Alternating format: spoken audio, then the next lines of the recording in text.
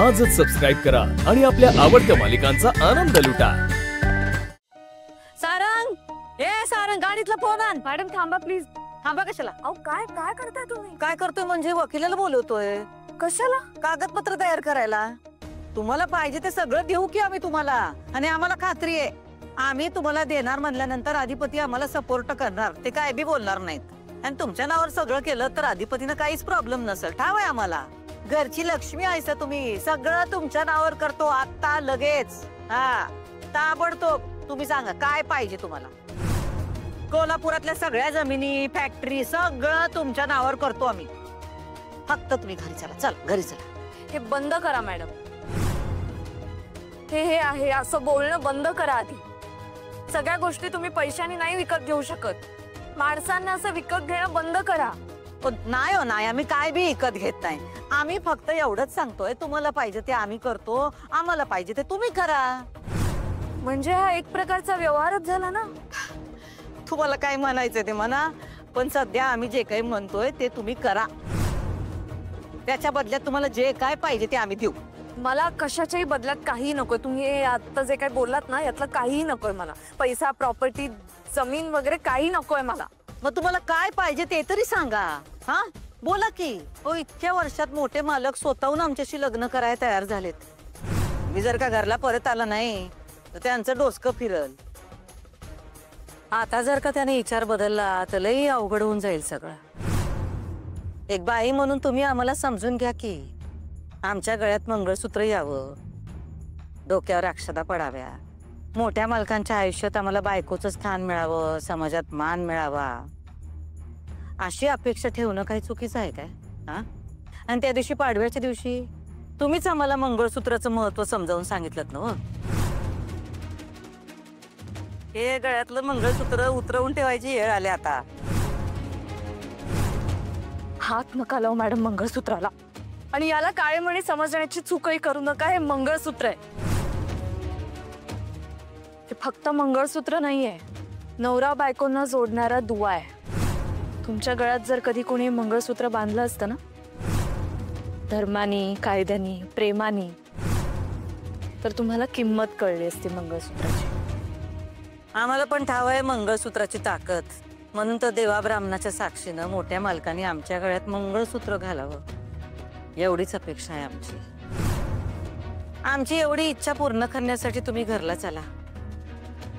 आमच्यासाठी नाही तर अधिपतींसाठी चला। अधिपतींची शपथ आहे तुम्हाला। मॅडम प्लीज, अधिपतींची शपथ वगैरे घालू नका प्लीज। शपथ सुटली म्हणा। ठीक आहे ठीक आहे, आम्ही अधिपतींची शपथ मागं घेतो। हा, पण तुम्ही सांगा काय करू म्हणजे तुम्ही घरला परत याल, आमच्या लग्नाला हजर राहाल। तुम्ही जी चूक केली ना ती दुरुस्त करा। आता आम्ही काय चूक केली? तुम्हाला माहितीये तुम्ही काय केले ते। हे बघा, तुम्ही लय गोष्टी डोसक्यात धरून ठेवल्या। नेमकं आता तुमच्या डोसक्यात काय चाललंय ते आम्हाला कसं कळणार? नाही म्हणजे तुमच्या बरोबर आम्ही वागलो चुकीचं, मान्य आहे आम्हाला, पण आता काय करू ते तुम्ही आम्हाला सांगा की। हा नाही म्हणजे आम्ही तुम्हाला एकदम फार गुडघ्यावर आणलं होतं तसं आम्ही काही करू का? हा म्हणजे आम्ही गुडघ्यावर आल्यानंतर तुम्ही हो म्हणाल का? येतो, मग तसं असेल तर आम्ही येतो गुडघ्यावर। नाही तुला गुडघ्यावर आणली तर आमचं नाव भुवनेश्वरी नाही।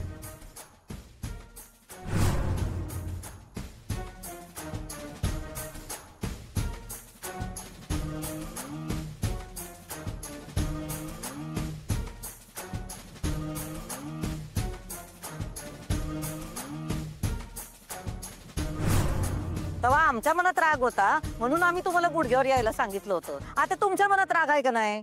येतो आम्ही गुडघ्यावर।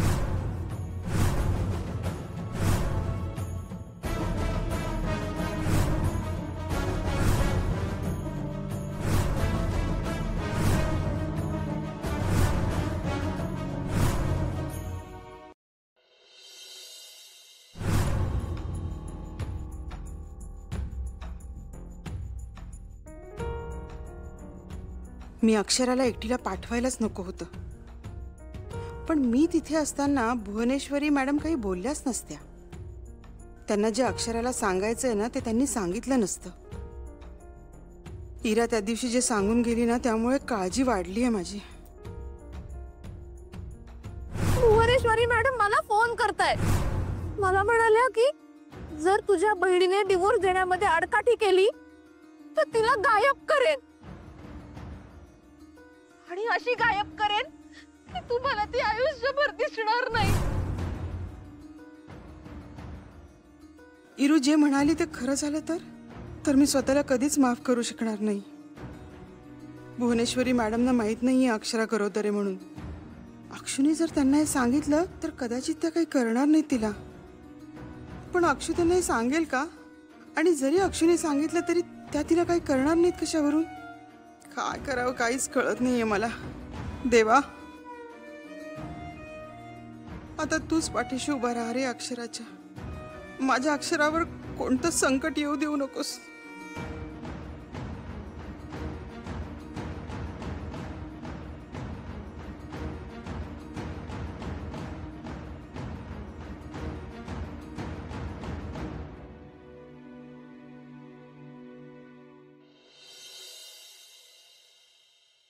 भीती.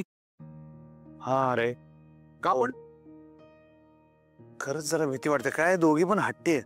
आणि आई साहेबांचं असं झालं त्यांना काय वाटेल ते करून त्या 4 वर्ष सूर्यवंशी संग लगीन करायचं. ठीक आहे, पण त्यासाठी त्या वाटेल ते करू शकतात माहिती आहे का.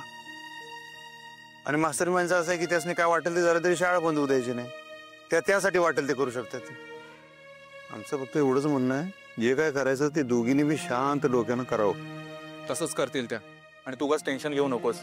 आणि तू जर का सांगितल्याप्रमाणे वहिनीने त्यांच्या मागण्या मॅडम समोर मांडल्या तर मग काय टेन्शनच नाही ना. आणि आज मॅडम गेल्याच आहेत आणायचे तिकडे, तर त्या दोघींचं त्याबद्दल बोलणंही होईल. बोलणं तर होईल. आता त्यासाठी गेलेत आई साहेब. त्यासनी कळून चुकले बरं का आई साहेबांना. दुसऱ्या कोणाला पाठवून चालणार नाही. जर काही मार्ग काढायचा असेल तर स्वतःच गेलं पाहिजे. वाया करून काय चालणार नाही. तुला काय वाटतं कशाबद्दल? म्हणजे जर का वहिनीने त्यांच्या मागण्या मॅडम समोर मांडल्या तर मॅडम त्या पूर्ण करतील का? आता कसं आहे बघ, मी जेवढं आई साहेबांना ओळखतोय नाही, मला तर एवढं कळते की त्यांचा शाळेबद्दलचा निर्णय झालेला आहे. शाळा बंद करायची असा विचार त्या गेलेल्या दिवसापासून करतात. मी आपलं त्यांचा ते विचार बदलायचा प्रयत्न करतोय की नाही, शाळा बंद नका करायला. मी आता त्यांना म्हणले की बाकी सगळ्या गोष्टींवरचा फोकस जाऊन म्हणलं आई साहेब तुम्ही फक्त आता लग्न एवढाच विषय डोसक्यात घ्या. तर त्याच्यावर त्या होय म्हणल्यात की ठीक आहे, आता शाळेचा विचार आम्ही बाजूला ठेवतो. पण याचा अर्थ त्यांनी तात्पुरता तो विचार बाजूला ठेवलेला आहे हे मला चांगलं माहिती आहे. हट्टी आहेत रे त्या. पण त्यांचं कसं आहे, एखादी गोष्ट ठरवली ना आमच्या आई साहेबांनी की ठरवली, मग ती काय दडावर की पांढरी रेत. तुला माहित आहे कसा असतो विषय. मग तो विषय लय हार्ड असतो. मी प्रयत्न करतच राहीन, त्याचनी समजावून सांगतच राहीन की शाळा बंद पाडू नका. पण त्याच्यातनं काय होतं रे, आमच्या दोघांचे वाद होतात ना. माझे आई साहेबांचे कधी नव्हते वाद म्हणजे छोटे मोठे. पण त्यासनी कसं वाटतंय आई साहेबांनी की मी मास्तरीन बाईंचंच म्हणणं मी सांगतोय का काय. जो मुद्दा मास्तरीन बाईंचा आहे तो मी लावून धरतोय काय. मास्तरीन बाईंचं असं म्हणणं आहे म्हणून मी पण मास्तरीन बाईंच्या वतीनं भांडतोय का काय. असं उगाच त्यांच्या गैरसमज होतात ना. जेव्हा की तसं नाही रे ओंक्या.